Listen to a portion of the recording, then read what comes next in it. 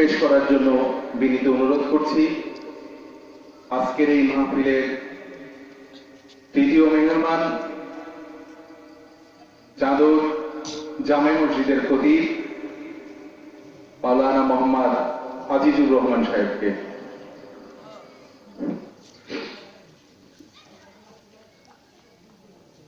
আসসালামু আলাইকুম।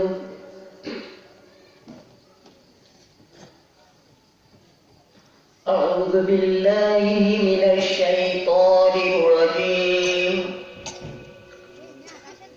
بسم الله الرحمن الرحيم. الحمد لله نحمده ونستعينه ونستغفره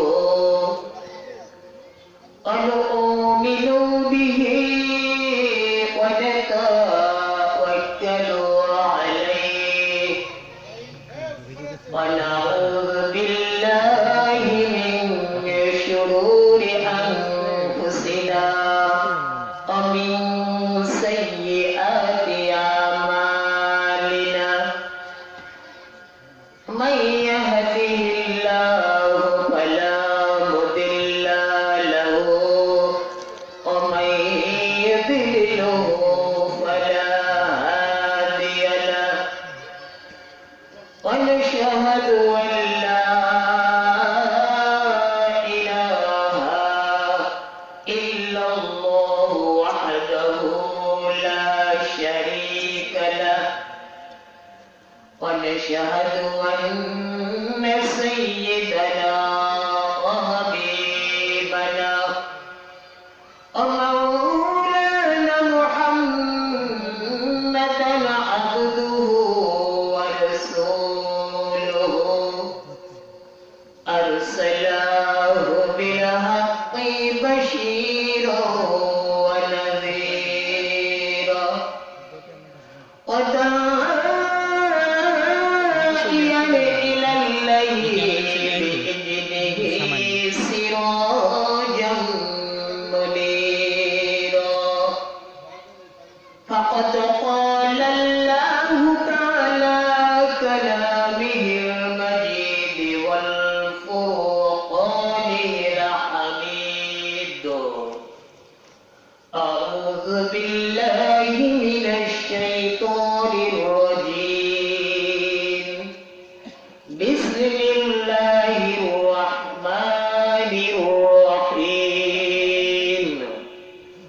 قل هو الله أحد الله الصمد لم يلد ولم يولد ولم يكن له كفوا أحد. إن الله وملائكته يصلون على النبي يا أيها الذين آمنوا صلوا عليه وسلموا تسليما.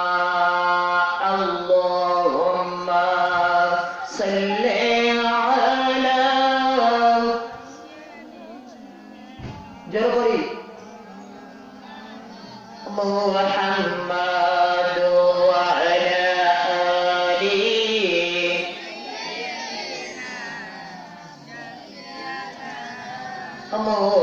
محمد. اللهم صل على مولانا محمد وعلى آله.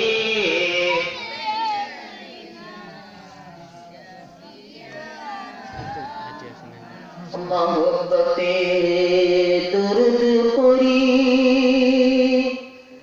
खुशी करी मदिर नबीजी के रोज हशरे नबी दिले शफ শাফায়াত করিবেন কে মোদের আল্লাহুম্মা সাল্লি আলা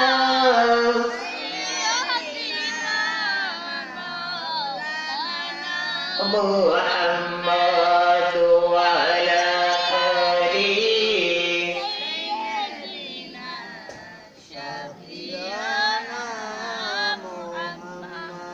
লা ইলাহা ইল্লাল্লাহ লা ইলাহা ইল্লাল্লাহ লা ইলাহা ইল্লাল্লাহ লা ইলাহা ইল্লাল্লাহ লা ইলাহা ইল্লাল্লাহ লা ইলাহা ইল্লাল্লাহ লা ইলাহা ইল্লাল্লাহ লা ইলাহা ইল্লাল্লাহ লা ইলাহা ইল্লাল্লাহ লা ইলাহা ইল্লাল্লাহ লা ইলাহা ইল্লাল্লাহ লা ইলাহা ইল্লাল্লাহ লা ইলাহা ইল্লাল্লাহ লা ইলাহা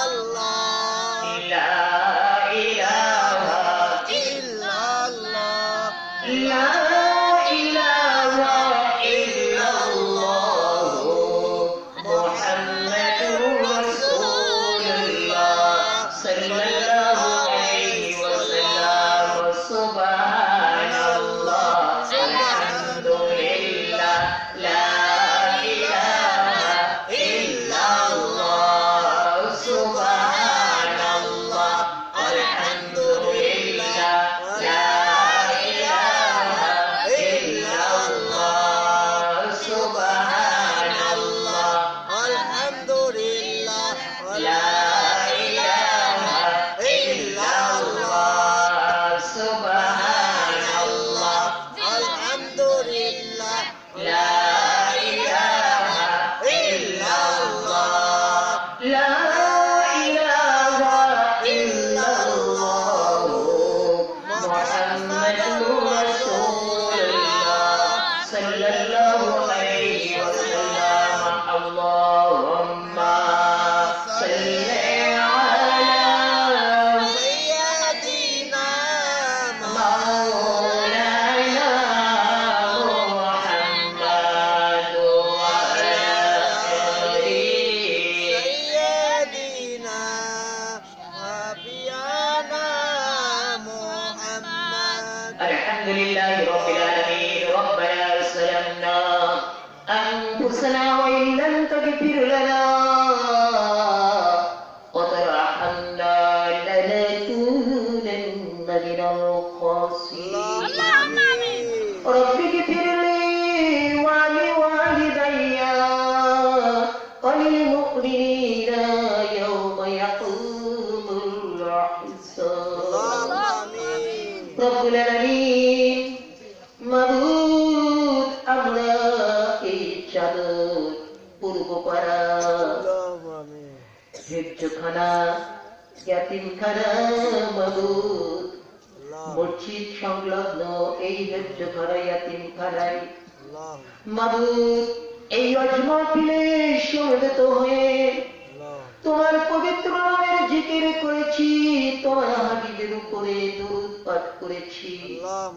মাবুদ মেহেরবান, ভুল ত্রুটিগুলি মাফ করে দিয়ে মেহেরবানি করে সমস্ত কবুল করে নাও।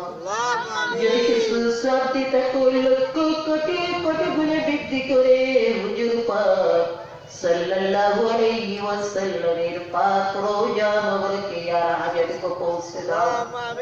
তামাম পৃথিবীর মাটির নিচে যারা পরিমাণ ঈমান নিয়ে যারা কবরে শায়িত হয়ে গেছে মাবুদ, তুমি তাদের প্রত্যেকের রূহ মোবারকের উপরে আসর পৌঁছে দাও।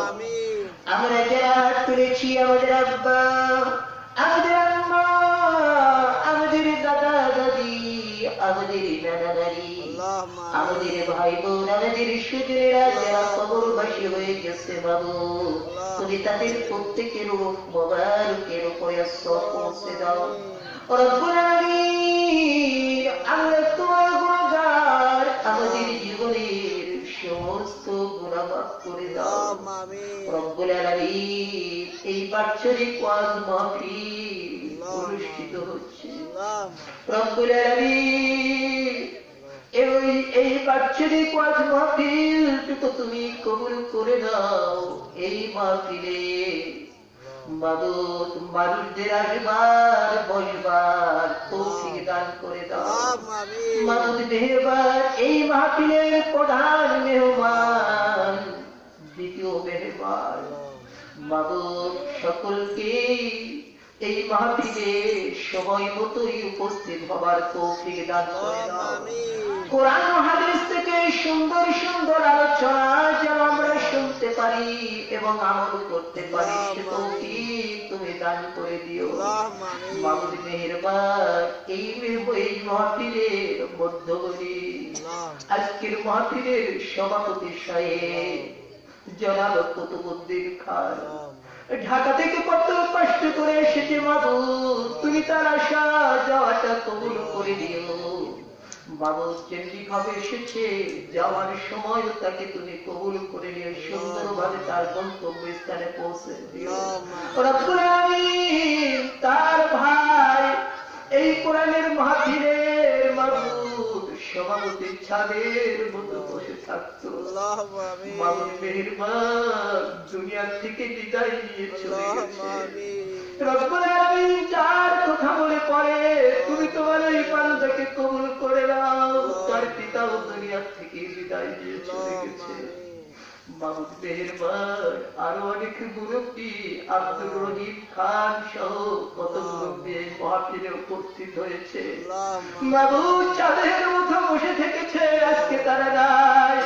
সেই মাহফিল হচ্ছে মাবুদ, এর সবটুকু তাদের রূপ মোবারকে পৌঁছে দিও।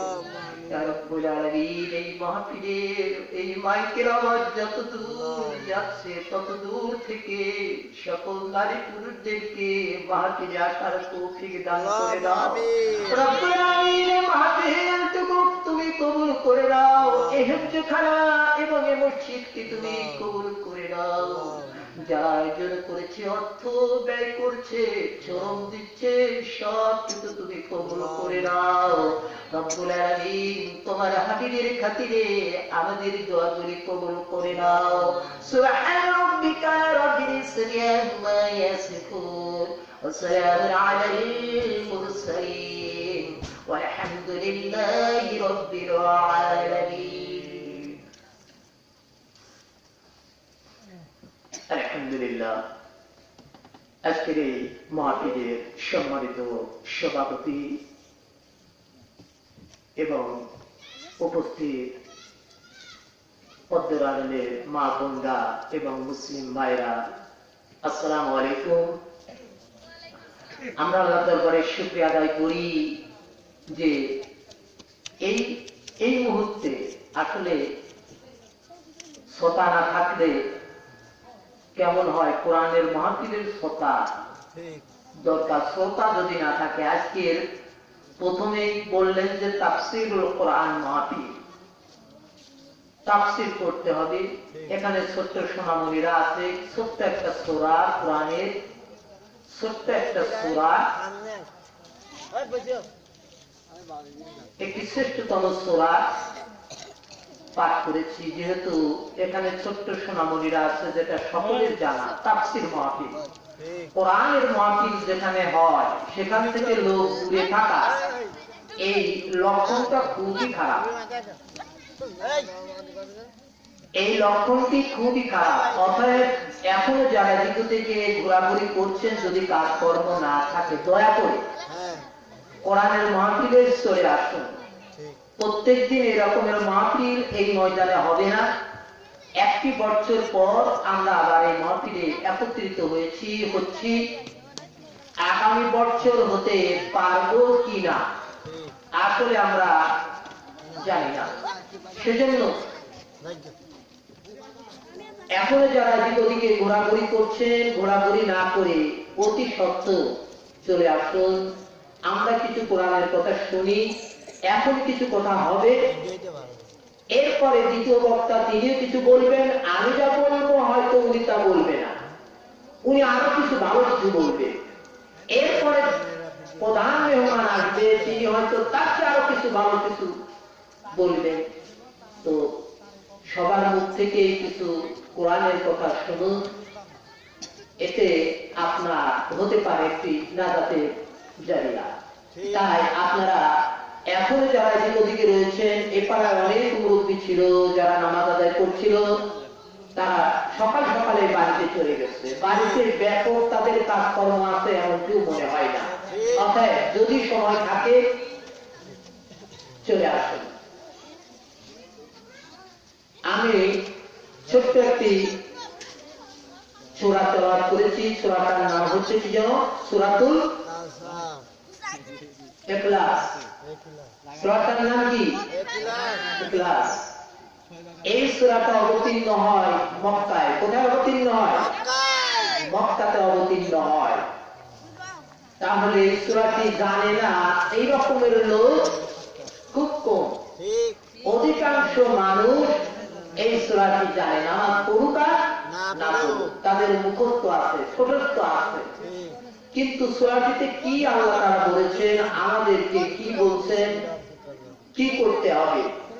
সূরাটার ভিতরে এই 4টি আয়াত সম্বলিত সূরাতুল ইখলাস। এর বচনভঙ্গি এত সুন্দর, বারবার পড়তে ইচ্ছা হয়। আর যদি কেউ পড়ে, 3 বার যদি কেউ তেলাওয়াত করে, 1 খতম কোরআন শরীফ পড়ার সওয়াব আল্লাহ তার আমলনামায় লিখে দেয়। সুবহানাল্লাহ বলবো না? তাহলে কয়বার পড়লে? 3 বার পড়লে এত সওয়াব আল্লাহ তাআলা দিচ্ছেন। কেন দিচ্ছেন? আমাদেরকে সেটি জানতে হবে। এই কোরআন আল্লাহ তাআলা আমাদের উপরে অবতীর্ণ করেছেন। এই কোরআন অবতীর্ণ করেছেন হুদাল লিন-নাস ওয়া বায়িনাতিন মিনাল হুদা ওয়াল ফুরকান। এটি হচ্ছে মানুষের একমাত্র হেদায়েত গ্রন্থ। সত্য এবং মিথ্যা পার্থক্যকরণের জন্য এই কোরআন নাযিল করেছেন। এখন সূরা ইখলাস নাযিল হচ্ছে মক্কাতে। এই সূরাটি মর্যাদা এত বেশি দিয়েছেন যে 3 বার পড়লে 1 খতমে সওয়াব হবে। যখন নাযিল হলো, একজন সাহাবা আরেকজন সাহাবা থেকে পৃথক হন না সূরাটা পাঠ না করে, না শোনায়, সূরাটার ফজিলত বর্ণনা করে। এই সূরাটির মধ্যে যদি কেউ আমল করে, তার ব্যাপারে বলা হচ্ছে আল্লাহ রাসূল সাল্লাল্লাহু আলাইহি সাল্লামের কাছে এক ব্যক্তি চলে গেল। ইয়া রাসূলুল্লাহ, আমি অত্যন্ত গরীব মানুষ। এই ব্যক্তি আল্লাহ রাসূলের কাছে চলে গেল যে আমি অত্যন্ত গরীব মানুষ, আমার তো তেমন অর্থ সম্পদ কিছু নাই, কিন্তু মেয়ে বিয়ের দিন ধার্য হয়ে গেছে, আমি কি করব? আল্লাহ রাসূল সাল্লাল্লাহু আলাইহি ওয়াসাল্লাম বললেন, দেখো তো পাশে কোথাও কিছু খুঁজে পাও কি? অর্থাৎ তোর মাটির ঢেলা, মাটি এরকমের ঢেলা। লোকটি মাটির ঢেলা আল্লাহ রাসূল সাল্লাল্লাহু আলাইহি ওয়াসাল্লামের কাছে দিলেন। আল্লাহ রাসূল পাঠ করলেন, আমরা পাঠ করব না? বিসমিল্লাহির রাহমানির রাহিম, কুল হুয়াল্লাহু আহাদ, আল্লাহুস সামাদ, লাম ইয়ালিদ ওয়া লাম ইউলাদ ওয়া লাম ইয়াকুল লাহু কুফুয়ান আহাদ। আল্লাহ রাসূল সাল্লাল্লাহু আলাইহি ওয়াসাল্লাম লোকটিকে বললেন, মাটি অথবা ঢেলা বা পাথর নিয়ে এসো। লোকটি কুড়ায় পেল 2 বা 3টা পাথর। আল্লাহ রাসূল সূরাতুল ইখলাস পাঠ করলেন, পাথরের উপরে ফুঁক দিলেন আর বলে দিলেন এটি সোনা তুমি নিয়ে যাও। লোকটি সোনা পেয়ে গেল, আসলে সেই যে পাথর বাজে ভেলা নিয়ে গেল আসলে সে ভেড় বা পাথর নয়। আল্লাহ রাসূলের জবান দিয়ে সূরাতুল ইখলাস পড়েছে আর তার উপরে ফুঁক দিয়েছে মাটির এই ভেলা। আল্লাহ রাসূল সাল্লাল্লাহু আলাইহি সাল্লাম সূরাতুল ইখলাস পাঠ করলেন আর মাটির ভেলার উপরে ফুঁক দিলেন, তার সোনা হয়ে গেল। বলে সুবহানাল্লাহ। লোকটি চিন্তা করতেছেন তো সোনা তো হয়ে গেল, বেশ ভালোই হলো। আল্লাহ রাসূল লোককে দিয়ে বললেন যাও নিয়ে যাও, বাজারে গিয়ে বিক্রি করতে পারো, তোমার মেয়ের বিবাহ তোমার মেয়ের বিবাহ বাবদ খরচ করতে পারো। লোকটি বিরাট খুশি হয়ে গেল, জীবনে এত সোনা কোনোদিন দেখি নাই। এত সোনা আব্দুল্লাহর পুত্র আমার হাতের মধ্যে দিয়ে দিল। দূরান্ত থেকে শুনেছি কাউকে তিনি খালি হাতে ফিরায় দেন না। আজকে তো অনেক সোনা দিল, কিন্তু সোনা বানানোর মন্ত্র আমি শিখে গেলাম, সোনার কোনো অভাব হবে না। সোনা মন্ত্র বানানোর মন্ত্র উনি বলছে না যে আসলে কোরআনের আয়াত, উনি বলছে যে সোনা বানানোর মন্ত্র আজ শিখে গেছি। সোনার কত দাম, এই রকমের যদি আমরা পারতাম, তাই না, মুখ দিয়ে সোনা বানাতে দিল। লোকটি চিন্তা করলেন আর আমাদের অভাব থাকবে না। খুশি চোখে বাড়ির দিকে ফিরছেন আর বারবার তেলাওয়াত করছেন কুল হুয়াল্লাহু আহাদ আল্লাহুস সামাদ, বারবার তেলাওয়াত করছেন। মন্ত্রটা শিখে রাখতে হবে। এই লোকটি বাড়িতে চলে আসলো, স্ত্রীকে দিয়ে বলছেন দেখো আব্দুল্লাহর পুত্র মুহাম্মাদের কাছে গিয়েছিলাম, শুনেছিলাম তার দানের কথা, এবার তার কাছে গেলাম। জবাব তো এসে বলল কিছু মাটির ঢেলা নিয়ে এসো। আমি 3টি ঢেলা তার কাছে নিয়ে গেলাম, এবার মাটির ঢেলার উপরে এই মন্ত্র পড়লো, যা পরে ফুঁক দেওয়ার পরে এই মাটির ঢেলাটা এখন সোনা হয়ে গেছে। দেখো না সোনা নিয়ে এসেছি, বোঝা যায় কি নিয়ে এসেছি, সোনা নিয়ে এসেছি। মাটি কি কোন সূরা পড়লো? সূরা ইখলাস। আমরা দেখবো ইখলাসের মধ্যে কি বলছে, আগে তার বরকত, তার মর্যাদা আল্লাহ তাআলা কত দিয়েছে সেটি দেখে নেন। এরপরে লোকটি বলছেন আব্দুল্লাহর পুত্র মুহাম্মদ, সকলে বলে সাল্লাল্লাহু আলাইহি সাল্লাম তার কাছে গিয়েছিলাম, এই মন্ত্র পড়ে এই মাটির ভেলাকে সোনা বানিয়ে দিয়েছে। স্ত্রী বলছে তাহলে আব্দুল্লাহর পুত্র মুহাম্মদের সোনা আমরা কি করবো, এটা ফেলে দাও। মন্ত্র যখন শিখে গেছ সোনার তো কোনো অভাব হবে না। লোকটি কি করলেন, এবার সোনা ফেলে দিলে আর ঢেলা খাপড়া এরকমের পাথর সব কিছু একত্রিত করছে।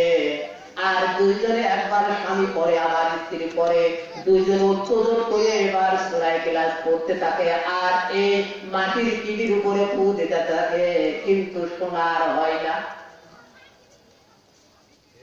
লোকটি চিন্তা করলো কিরে, যে সোনা আব্দুল্লাহর পুত্র মুহাম্মদ সাল্লাল্লাহু আলাইহি সাল্লাম আমাদেরকে দিল, সেটা যে ফেলে দিলাম সে সোনা তো খুঁজে পাই না। ফেলে দেওয়ার সঙ্গে সঙ্গে সোনা তো আবার মাটি হয়ে গেছে। এবার চলে আসছে আল্লাহ রাসূলের দরবারে, বললেন যে আপনি যে সোনা দিয়েছিলেন, ভাবলাম সোনা বানানোর মন্ত্র তো আমরা শিখে ফেলেছি, আর এই সোনা কি করবো? সেই সোনা আমরা ফেলে দিয়েছি, বারবার করছি, পড়ার মধ্যে দেখেন না কোনো ভুল ত্রুটি হয় কিনা। আল্লাহ রাসূল হেসে ফেললেন। লোকটিকে বললেন যাও তুমি ফিরে যাও। আল্লাহ রাব্বুল আলামিন এই সূরাটা আল্লাহ রাসূল সাল্লাল্লাহু আলাইহি সাল্লামের উপরে নাযিল করলেন। এমন একটি সময় নাযিল করলেন আজকে দুনিয়ার মানুষ আল্লাহর জমিনের উপরে বসবাস করছে, আল্লাহর আকাশের নিচে বসবাস করছে, কিন্তু আল্লাহ সম্পর্কে একেবারেই দেখে আয়। আল্লাহর তো পুলিশের থেকে ভয় আছে, আল্লাহর থেকে কোনো ভয় নাই। সন্ত্রাসীর দিকে ভয় আছে, আল্লাহকে কোনো ভয় নাই। সন্ত্রাসীর ভয়ে মানুষ ভীত হয়ে যায়, এই পথ দিয়ে যাব না ওই পথ দিয়ে যাব, সম্পদগুলো কোথায় গচ্ছিত রাখবো, যদি সন্ত্রাসী জেনে যায় তাহলে রক্ষা নাই। পুলিশ তার বিরুদ্ধে শোকেস হয়ে গেছে, তার বিরুদ্ধে থানায় মামলা হয়েছে। এবার পুলিশ তারে খুঁজবে, এই ভয় রাতের ঘুম হারাম করে দিবে, বাড়িতে আর ঘুমাবে না, কোথায় গিয়ে ঘুমাবে, ভয় করছে পুলিশের। আল্লাহ রাব্বুল আলামিন পুলিশের চেয়ে আমাদের অতি নিকটে, সন্ত্রাসীর চেয়ে উনি অতি নিকটে। আল্লাহ রাব্বুল আলামিন বলেন, আমি এত নিকটে তোমার ঘাড়ের শ্বাস তার চাইতেও আমি বেশি নিকটে। আল্লাহু আকবার। কত নিকটে আল্লাহ তাআলা, যে তোমার ঘাড়ের শ্বাস তার চাইতেও আমি বেশি নিকটে। কিন্তু তুমি বুঝলেই না যে আমি আল্লাহ তোমার সব কিছু দেখছি, তোমার এই চিন্তাটাই নাই, আল্লাহর ভয়টাই তোমার মধ্যে নাই। আল্লাহর তো দেখি নাই, আল্লাহ তো দেখলে পারে হয়তো ভয় হতো, কিন্তু আল্লাহকে দেখা কি সম্ভব না। হযরত মূসা আলাইহিস সালাম আল্লাহর সঙ্গে কথা বলেন, আল্লাহ দেখতে পান নাই কিন্তু কথা বলে, আল্লাহর দেখার শখ। আল্লাহর সঙ্গে কথা বলে বনী ইসরাইলের 70 জন নেতাদেরকে নিয়ে এবার আল্লাহ দেখাবেন। নেতারাও পাগল যে আল্লাহ দেখবো, আল্লাহ দেখতে পারলে ঈমান আনবো। আল্লাহ নবী হযরত মূসা আলাইহিস সালাম আল্লাহর সঙ্গে কথা বলেন, কিন্তু আল্লাহরে তো দেখতে পেলেন না।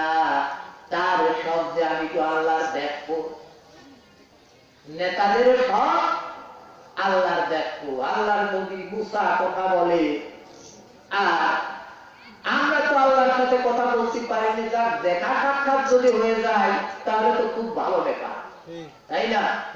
অতএব দেখবো। আল্লাহ বললেন, আমার তুমি দেখতে পারবে না। মূসা নাসর এবং তার সাথীগণ বনী ইসরাইলের 70 জন নেতা নাসর হয়ে গেল, আল্লাহর দেখবই। দেখতে গেলেন, দেখতে গিয়ে আল্লাহর সামনে থেকে তার পর্দাকে সরিয়ে দিলেন, নূরের ঝলকে সব দেহ পড়িয়ে গেল। এখন আমরা যদি এত দুর্বল মানুষ আল্লাহ যদি এরকমের দেখতে চাই, আল্লাহ তো দেখা যাবে। আল্লাহ রাব্বুল আলামিন তার বান্দাদের সঙ্গে দেখা দিবেন। এই চক্ষু দিয়ে অনেক কিছুই দেখতে পাই না আমরা, আল্লাহরে কি দিয়ে দেখবো? বাতাস গায়ে লাগে তা দেখি না, দেখা যায় না। অনেক কিছুই দেখতে পাই না, আল্লাহর দেখবো কি দিয়ে? অনেক কিছু দেখার জন্য আবার কেউ চশমা ব্যবহার করে, কেউ বা অনুবীক্ষণ ব্যবহার করে, তাই না? দেখা যায় না, খালি চোখে দেখা যায় না। আল্লাহ দেখবে কিভাবে? আল্লাহ রাব্বুল আলামিন বলেন, আমার বান্দা আমারে দেখবে, সালামুন মির রাব্বির রহিম, আমতাজুল ইয়াওমা আইয়ুহাল মুজরিমুন। আল্লাহ রাব্বুল আলামিন তার বান্দাদেরকে সালাম জানালেন। যেদিন এই বান্দাগণ আল্লাহ রাব্বুল আলামিন এই বান্দাগণকে বেহেশত নসিব করাবেন, বেহেশতে যাওয়ার পরে আল্লাহ রাব্বুল আলামিন বলবেন, ও বেহেশতবাসীগণ, আমার উদ্দেশ্যে তোমাদের জীবনটা কোরবানি করেছো, অর্থ কোরবানি করেছো, সময় কোরবানি করেছো, আমার রাজি খুশি করবার জন্য তোমরা সব বিসর্জন করেছো। আমি রাব্বুল আলামিন যা কিছু দিতে চেয়েছি তা তোমরা কি পেয়েছো? অনুমান নিশ্চয় আমরা পেয়েছি। আল্লাহ রাব্বুল আলামিন বলবেন, না পাও নাই, আমার কাছে কাছে এর চাইতে উত্তম জিনিস আছে। সেদিন আল্লাহ বান্দার দিকে আর বান্দা আল্লাহর দিকে যুগ যুগ ধরে চেয়ে থাকবে বলে সুবহানাল্লাহ। সেই দিনে কেবল আল্লাহরে দেখতে পাবে। এই জন্য আল্লাহরে কেউ দেখতে পায় না, দেখলে পারে তো বাইরেই থাকতে হবে। আল্লাহ বিরোধী লোক যে পরিমাণ বাইরে গেছে, আল্লাহ বিরোধী লোক, ইসলাম বিরোধী লোক অভাব নাই। কোরআনের মাহফিল বলছে, কোরআনের তাফসীর মাহফিল, তাফসীর মাহফিলে লোক থাকবে না, লোক দৌড় কলাস্ত মনে হচ্ছে। কতজন বলতো যে বাড়ি বসে ইটু করে সম্ভবে। কোরআনের মাহফিল আসলে তারা গাফেল। আল্লাহ রাব্বুল আলামিন বলেন সুম্মুন বুকুমুন উমাইয়ুন ফাহুম লা ইয়ারজিউন। নবী আপনি যতই বলেন কি খাতামাল্লাহু আলা কুলুবিহিম, আমি ওদের কলবের উপরে মোহর মেরেছি, ওয়া আলা সামাইহিম, ওদের চোখের উপরে পর্দা টানিয়েছি, ওয়া আলা আবসারিহিম গিশাওয়াতু ওয়া লাহুম আযাবুন আযীম। আল্লাহ তাআলা বলছে আমি ওদের জন্য রেখেছি কঠিন যন্ত্রণাদায়ক আযাবের ব্যবস্থা। অতএব আযাবও ভয় করতেছে না তারা, মানুষের আযাবটাই তারা বড় ভয় করতেছে। কিডা বেজার হবে, কিডা খুশি হবে, আল্লাহরে খুশি আল্লাহরে বেজার তারা চিন্তা করছে না। আল্লাহর কাছে ধরা দিতেই হবে। প্রত্যেকটি প্রাণীকে কুল্লু নাফসিন যায়কাতুল মাউত, প্রত্যেকটি প্রাণীকে ধরা দিতে হবে, মৃত্যু স্বাদ গ্রহণ করতে হবে।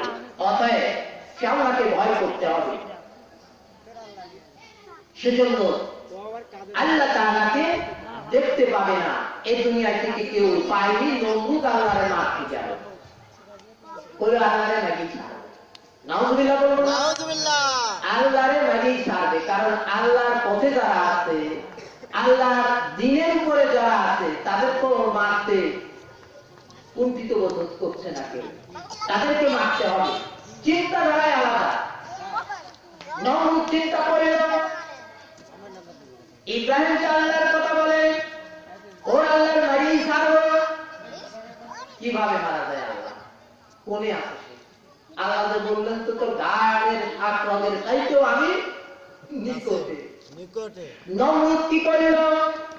চারটে শগুন পুষল। শগুন তো এখন তো ধরেন নেই, আমাদের এলাকায় শগুন আছে না। আর বাচ্চাদের যদি বলা যায় তোমরা শগুন দেখো, তো ওরা কি বলবি? শগুন দেই না, জোনাকি দেখা যায় না। ওই দেখেন জোনাকির মতো কিছু আলো জ্বলতেছে, কাছে কাছে জোনাকি এখন ওই লাইটের আলো দিয়ে জোনাকি বানায় যাচ্ছে। জোনাকি দেখা যায়, জোনাকি খুঁজে পাওয়া যাচ্ছে না। এখন শগুন কি খুঁজে পাওয়া যায়? শগুন তো মনের গভীরের সাইডে চলে গেছে। কারণ গরু কোন মতো গোবর মানে মরার তো হয়েছে, মরিয়ে যাচ্ছে, আর রক্ষা নেই। আগে হুজুর ডাকো, যে কোনো ভাবে হোক আগে গরুর গলায় ছুরি বাঁধা যায়, তাতে কেন মরিয়ে কেন না যায়। এই রকমই খাইয়ে থাকবে। শগুনও দেখেছে যে মানুষই শগুন হয়ে গেছে ওদের ছাড়িয়ে, তাই না? চারটি শগুন পুষল নমরুদ এবং ভালো খাদ্য খানা দিল, গোশ খাওয়ালো, ভালো শক্তিশালী করলো। উদ্দেশ্য হচ্ছে নমরুদ আল্লাহরে মারতে যাবে। কার মারতে যাবে? আল্লাহকে মারতে যাবে। নাউযুবিল্লাহ, নাউযুবিল্লাহ। আল্লাহর মারতে যাবে। কত রাগ! এজন্য ইব্রাহিমকে বললেন, ও ইব্রাহিম, তোমার আল্লাহরে আমি শেষ করতে যাব, তুমি আল্লাহর ভয় দেখাও, আমি আল্লাহর নাম এড়িয়ে আমি ফেরবো না। এবার ওই শকুনকে কিছুদিন না খাওয়াই রাখলো, না খাওয়ায় পদার্থ যখন হয়ে গেল, একটা গরু জমে করলো, আর একটা জলচকি তৈরি করলো। এবার জলচকির উপরে নমরুদ বসলো, আর শকুনের পায়ে রশি বেঁধে দিল, জলচকির সঙ্গে বেঁধে দিল, আর গরু শুনে আস্ত গরু শুনে চারটি রাত এই শকুনের সম্মুখে টানায় দিল। শকুন পদার্থ, শকুন গোস্ত পাওয়ার জন্য এরপর যতই ঘটতে যায়, জলচকি সহ নমরুদ ততই উপরে উঠতে যায়, উঠতে থাকে। কিছু তীর ধনুক নিয়ে নমরুদ এবার ঊর্ধ্ব আকাশের দিকে ছুটলো। এবার নিচের দিকে তাকিয়ে থাকে, কিছুই দেখা যায় না, অন্ধকারাচ্ছন্ন। আর কোথায় যাবো রে, আল্লাহর তো খুঁজে পাওয়া যায় না। আল্লাহর খুঁজে পাওয়া যায়? হ্যাঁ। এইবার নমরুদ উপরের দিকে উঠতেছে, আর তো কিছু খুঁজে পাওয়া যায় না।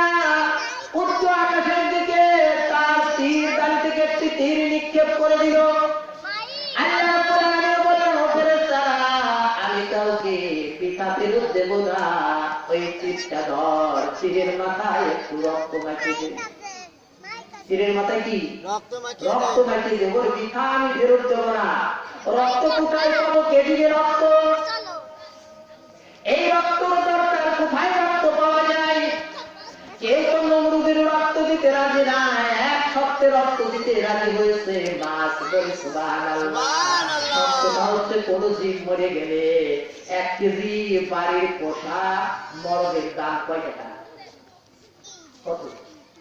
300 350 টাকা দাম। এই মরদ যদি মরে যায়, আপনারা কেউ খাবেন না? খাসি যদি মারা যায় খাবেন না? কেউ খাবেন না। একটা জিনিস যদি মারা যায় খাবেন, তার নাম কি? একটি মাত্র সত্য, আশরাফুল মাখলুকাত, আল্লাহর সৃষ্টি সেরা জীব।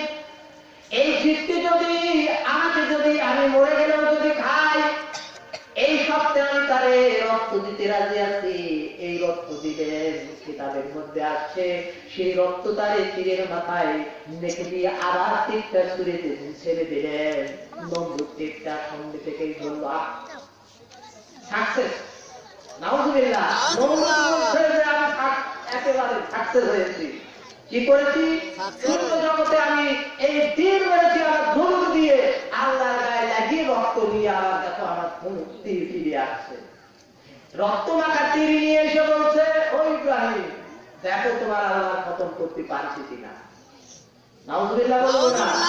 এই জন্য আজকে মানুষ যেই খেপা খেপেছে, যে খেপা খেপেছে, তাতে আল্লাহর নাম এরা ক্ষান্ত হবে না। একমাত্র আল্লাহর দ্বীনের কথা বলার, দ্বীনের দাওয়াত দিতে গিয়ে মানুষ কত মরছে, কত জেল, কত ফাঁসি, কত রকমের অত্যাচার তাদের উপরে চলছে। আল্লাহরে পারি কি ওরা থাকতো না?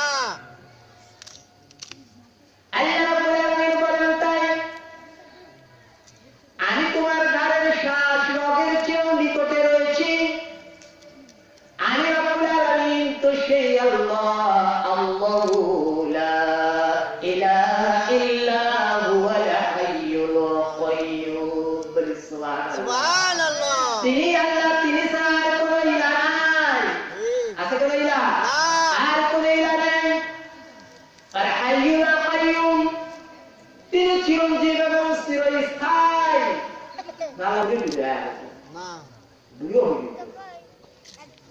মানুষের ধারণা, চিন্তা চলছে যে দেবীদের পূজা আর্চনা, কেউ কাঠের পুতুল, কেউ লোহার পুতুল, কেউ স্বর্ণের পুতুল, কেউ মুক্তার পুতুল, বিভিন্ন রকমের দেব দেবতাদের পূজা আর্চনা করছে। আল্লাহ রাসূল সাল্লাল্লাহু আলাইহি ওয়াসাল্লাম দাওয়াত দিচ্ছেন, লা ইলাহা ইল্লাল্লাহ, আল্লাহ ছাড়া কোনো ইলাহ নাই। এর বিরুদ্ধে মক্কার মুশরিকরা বলে, ইয়া মুহাম্মদ, তোমার ইলাহ কার থেকে ক্ষমতা পাইছে? তারপরে কি ক্ষমতা নিবি? তোমার আল্লাহর পিতা, তোমার আল্লাহর পিতার নাম কি? আল্লাহ পিতার নাম কি? নাউজুবিল্লাহ বলবো না? আল্লাহ কোন শরীরটা আসছে ছয়টার মধ্যে, তারা বলছে যে তোমার আল্লাহর পিতার নাম কি? তোমার আল্লাহ কি দিয়ে বানায়? যে তোদের মাটির পুতুল আছে এবং স্বর্ণের পুতুল আছে, লোহার পুতুল আছে, মণিমুক্তার পুতুল আছে, তোমার আল্লাহ কি দিয়ে বানায়? আল্লাহ কি দিয়ে বানায়? কি বলবে? নানা জনের নানা রকমের প্রশ্ন। আল্লাহ রাসূল নিজের থেকে কোনো কথা বলেন না। আল্লাহ রাব্বুল আলামিন বলেন, আমার নবী নিজের থেকে কোনো কথা বলেন না। আমি যা বলতে করতে বলি শুধু তাই বলে। আমার নবী যদি নিজের থেকে যদি কোনো কথা বানায় বলতেন, আমি রব্বুল আলামিন তার ডান হাতটারে চেপে ধরতাম আর তার কণ্ঠল নারীকে কেটে ফেলে দিতাম। কি কথা! নবী নিজের থেকে কোনো কথা বলেন না, আল্লাহ রাসূল বলেন, আল্লাহ কিসের তৈরি তোমরা জিজ্ঞাসা করো, তার থেকে ক্ষমতা পাইছে, তারপরে সে মরে যাওয়ার পরে সেটা ক্ষমতা পাবি। দেখেছেন তাদেরকে যেহেতু দেবদেবীরা মারা যাচ্ছে, তাদের বংশধারা চালু হচ্ছে, চালু রয়েছে, তাদেরকে খাবারের ব্যবস্থা হচ্ছে, সবকিছু তাদের পূজারীরা তাদেরকে এগুলো করে দিচ্ছে। আর তোমার আল্লাহ তার থেকে ক্ষমতা পাইছে কি দিয়ে আল্লাহ বানায়? দেখেছেন প্রশ্ন। আল্লাহ রাসূল বললেন, আমি তো বলবো না, আল্লাহর পক্ষ থেকে জবাব আসুক, আমি সেই জবাবটুকু বলে দেব। আল্লাহ রাসূল সাল্লাল্লাহু আলাইহি সাল্লাম বলেন, উল মানে বলো, উল হুয়াল্লাহু আহাদ, বলো তিনি আল্লাহ, যিনি ছাড়া কোনো ইলাহ নাই। আমার আল্লাহ আকাশ দিয়ে মেঘ পরিচালনা করে, মেঘ যায় সমুদ্রের লবণাক্ত পানি থেকে মিঠা পানি বাইর করে আমাদের উপরে। কতদিন বৃষ্টি হয় না দেখেছেন? মানুষ বৃষ্টি করছে, আল্লাহ দেবে। তার ক্ষমতা আছে যে 1 ফোঁটা বৃষ্টির পানি আকাশ থেকে ফেলায়। হাতে কার ক্ষমতা? কে? এই ক্ষমতার মালিক কে? আল্লাহ। তিনি হচ্ছে আল্লাহ। মক্কার মুশরিক আল্লাহ রাসূল সাল্লাল্লাহু আলাইহি সাল্লামের কাছে চলে গেল। যুবক মুশরিক একটা ভাঙা মূর্তি নিয়ে চলে গেল। আল্লাহ রাসূল সাল্লাল্লাহু আলাইহি সাল্লাম হেসে ফেললেন। যুবককে বলছো, যুবক কি অবস্থা তোমার? এটি ভাঙা কেন? বলে এটি আমার খোদা। এই ভাঙা মূর্তিটা কি? এইটি আমার খোদা। আমি সব সময় অকল্যাণ থেকে বাঁচবার জন্য আমি এটা আমার সঙ্গে রাখি, যাতে আমার কোনো অকল্যাণ যাতে না আসে, যে এটি আমার খোদা। আল্লাহ রাসূল বললেন, তাহলে অবস্থা কেন? হাত পা ভাঙা কেন? যুবক বলছে, আমাকে পায়খানার যখন বেগ হয়েছে, আমি চিন্তা করলাম আমার খোদারে আমি এই ঝোঁকের পাশে নাকি আমি পায়খানার কর্মটা সারিয়ে আসি। আমি যখন ওই ঝোঁকের মধ্যে গেছি, আমার ওই কাজ সেরে আসতে একটু দেরি হয়েছে।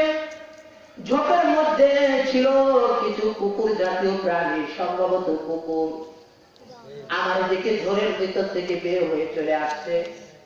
আমি যখন ওই ঝোঁকের মধ্যে বসে আমি পায়খানার কাজ সারছি, ওরা চলে আসছে। আমি এসে দেখলাম আমার খোদা, আমারে মনে হলো আমারে না পেয়ে আমার খোদা খুব কান্নাকাটি করেছে, তার শরীরটা ভেজা। আমার মনে ময়া হলো। এই আমি চিন্তা করলাম আমার খোদা আমারে না পেয়ে যেহেতু কান্নাকাটি করেছে, এইটা রহমতের পানি। খোদার চোখের পানি, কিসের পানি? এটা রহমতের পানি। আমি ভাবলাম এটা আমার খোদার চোখের পানি, এটা রহমতের পানি। আমি রহমতের পানি ভেবে আমি চাটতে শুরু করলাম। এখন চাটতে গিয়ে দেখি দুর্গন্ধ, ঘাস, টক টক।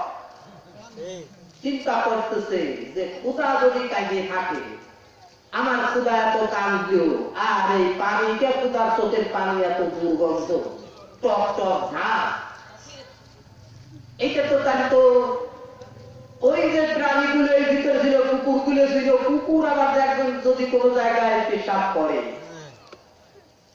কুকুর ঠ্যাং করে পেশাব করে না, কি করে? কুকুর তখন স্বাভাবিক হয় যখন কুকুর ঠ্যাং করে পেশাব করে। একটা যদি ঠ্যাং করে যদি পেশাব করে, যদি কোনো খুঁটি দিকে বা কোনো গাছের উপরে যদি 7টা কাঁটায় এত লাইনে 7টাই ওই জায়গায় যায়, ঠ্যাং করে ওই কাজ করে। চিন্তা করছে, তাই তো ওই এই কাজ করেছে, ওরা এই কাজ করেছে, আমার খোদার গা ভরে পেশাব করে দিয়েছে। যুবক বলেন, ইয়া রাসূলুল্লাহ, আমি চিন্তা করলাম এই কুকুরের পেশাব থেকে তোরে তুই রক্ষা করতে পারলি না, আমারে কি দিয়ে তুই রক্ষা করবি? তাই ঠ্যাং ধরে আসার মারিছি। এই ঠ্যাং ধরে আসার দেওয়ার কারণে তারা হাত পা ভেঙে গেছে। আল্লাহ রাসূল বললেন, যুবক তাহলে তুমি কি করতে এসেছো? যুবক বললেন, ইয়া রাসূলুল্লাহ, আমি ইসলাম কবুল করতে এসেছি। আল্লাহ রাসূলের হাতে হাত রেখে পড়ে দিলেন, আশহাদু আল্লা ইলাহা ইল্লাল্লাহু ওয়াহদাহু লা শারীকা লাহু ওয়া আশহাদু আন্না মুহাম্মাদান আবদুহু ওয়া রাসূলুহু। ইসলাম কবুল করলেন। সকল শিরকতা, সকল মুশরিকতার মূলোৎপাটন করবার জন্য সূরাতুল ইখলাস 3 বার পাঠ করলে কয় খতমের সওয়াব? 1 খতমের সওয়াব 3 বার পাঠ করলে। কেন? এর যে কথাগুলো, কুল হুয়াল্লাহু আহাদ, বলো তিনি আল্লাহ, আমি সে আল্লাহর কথা বলছি, তিনি আল্লাহ।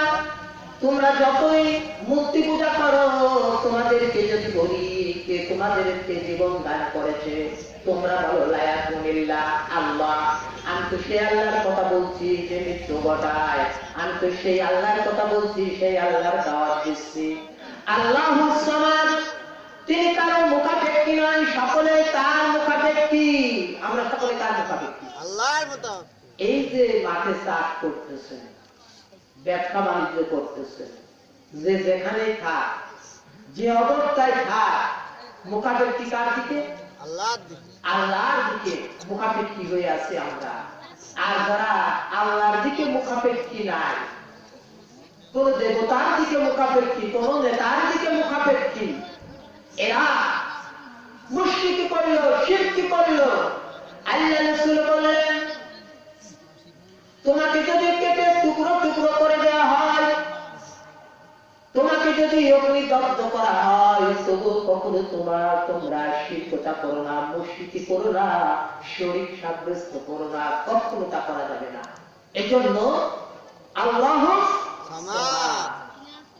তিনি কারোই মুখাপেক্ষী নয়, সকলে তার মুখাপেক্ষী।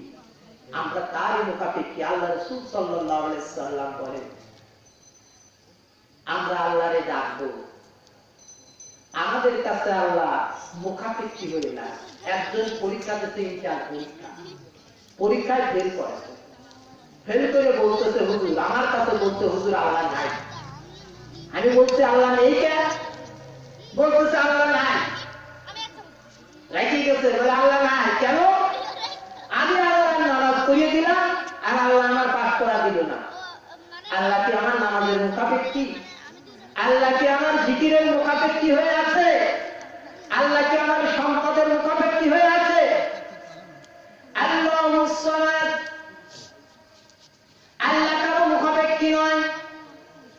আল্লাহ রাসূল সাল্লাল্লাহু আলাইহি ওয়াসাল্লাম বলেন, সারা পৃথিবীর মধ্যে যত মানুষ আছে, এই মানুষগুলোর মধ্যে সবচাইতে খারাপ মানুষ যেটি, ওই খারাপ মানুষটার মতো, পৃথিবীর সবচাইতে খারাপ মানুষটার মতো যদি সারা পৃথিবীর মানুষ খারাপ হয়ে যায়, তাতে আমার কোনো লস নাই। কে বলছেন এই কথা? আল্লাহ বলতেছে, তাতে আমার কোনো লস নাই। তোমরা সারা পৃথিবীর মানুষ আমার বিরুদ্ধে যদি ঐক্যজোট করে খারাপ হয়, তাতে আমার কোনো লস নাই। সারা পৃথিবীর মধ্যে ভালো মানুষটার মতো যদি ভালো মানুষ, সারা পৃথিবীর মানুষ ভালো হয়ে যায়, আল্লাহ রাব্বুল আলামিন বলছে, তাতে আমার কোনো লাভ নাই। লাভ আল্লাহর নাই। আল্লাহ রাব্বুল আলামিন আবার বলেন, সারা পৃথিবীর মানুষ যদি কোন ময়দানে একত্রিত হয়ে যায়, সারা পৃথিবীতে প্রায় 800-850 কোটি মানুষ বর্তমান আছে।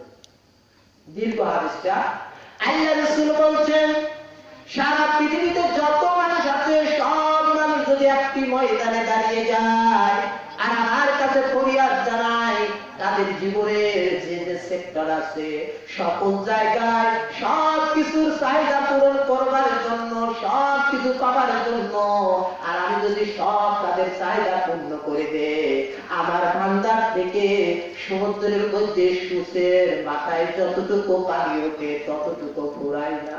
সুবহানাল্লাহ। চিন্তা করতে পারছেন? আমাদের মুখাপেক্ষী আল্লাহ নয়, আমরা কার মুখাপেক্ষী? আমরা সকলে আল্লাহর হাফেজ। লাম ইয়ালিদ ওয়া লাম ইউলাদ, তিনি তাকে জন্ম না, তাকে কেউ জন্ম দেয় নাই। আল্লাহকে কেউ জন্ম দিয়েছে? হ্যাঁ, যদি তাই যদি হইতো, আল্লাহ যদি দুইজন হইতো, দুইজন নেতা ধরেন, দুইজন নেতা আগে হয়েছে, দুইজন নেতা হইবারে নেতার কি অবস্থাটা দেখেছেন? দুইজন যদি নেতা হয় তাহলে নেতার কোন সীমা থাকে না। আর আল্লাহ যদি দুইজন হইত, ও করতো যে আমি এখন রাজ্য বানাবো, ও করতো যে এখন দিন বানাবো। তো যাই হোক, আমাদের কথা হচ্ছে আল্লাহ এই সূরাতুল ইখলাস ধরছিলাম, এখন আজানের টাইম হয়ে গেছে, তো আরো অনেক কথা রয়েছে আমাদেরকে জানতে হবে। এই জন্য ধরলাম যে এখন তো এখানে ছোট ছোট মানুষ আছে, সূরাগুলো সবার মুখস্থ, কিন্তু অর্থগুলো আমাদের জানা দরকার, ব্যাখ্যাগুলো তাফসীরগুলো জানা দরকার। যদি আমল করতে পারি, এই একটা সূরাই আমাদের হেদায়েতের জন্য যথেষ্ট হয়ে যায়।